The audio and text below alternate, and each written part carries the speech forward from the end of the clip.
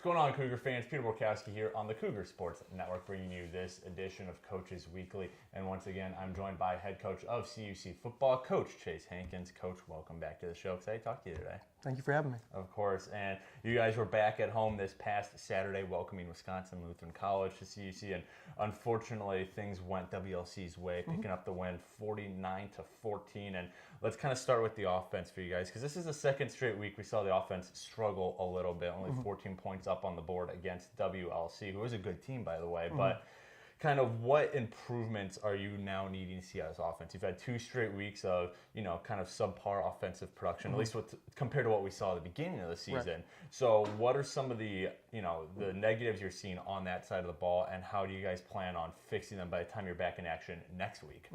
Yeah, so, a lot went into that game. Some stuff that I'll talk about openly and some stuff that needs to be talked about at the end of the season.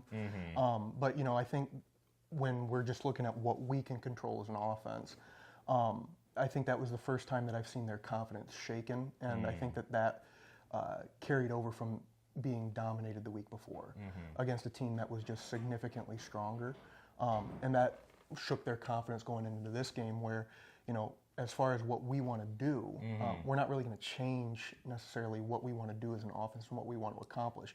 We just got to find that spark and find that confidence that we know exists in them. Because when they had a chip on their shoulder at the beginning of the year, they were accomplishing what we wanted. So just kind of going back to our basics. Definitely.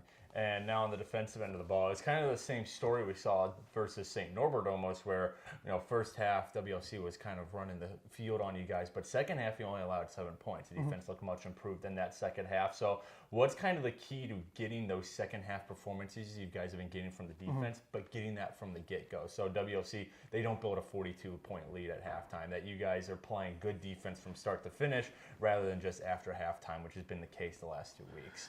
Yeah, I think the running joke this week was we only gave up 7 points after my first personal foul as a head coach, which I think that while it's a joke and we laugh about it, I think that they just need to realize that we're still in their corner and we're still fighting for them. Right. And they need to realize that we're going to ride or die with them all season, and for a lot of them that aren't graduating, we're going to continue to ride and die with them.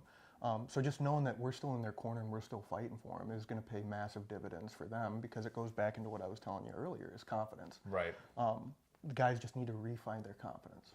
Yep.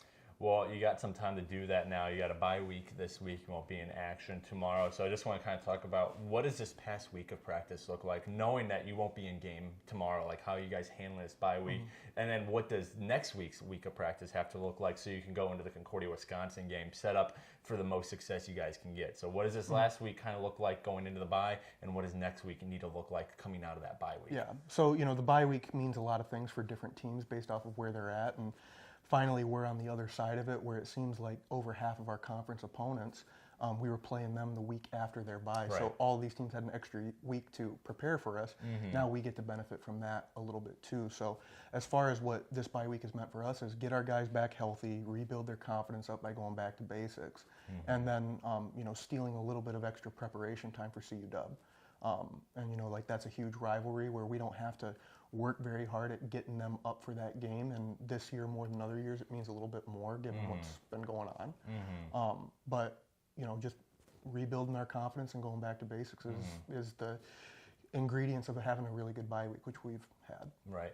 And last thing to wrap up here, Coach, but we can also see, a bye week sometimes be detrimental to a team coming off that, week without a game, and maybe they come out a little slow, whatever it may be. So what needs to happen to kind of avoid that? What are you guys looking to avoid so you don't come out of, you're not one of those teams that come out of bye week worse than you went into it, if that makes sense? Yeah, just not letting there be a gap in the competition that, they're so used to going game, and having that competition just automatically there. Right. So our practices this past week were all just geared towards the guys that are healthy, that we don't have to spend some time getting them back to being healthy. Just keep stoking that fire as far as competition goes.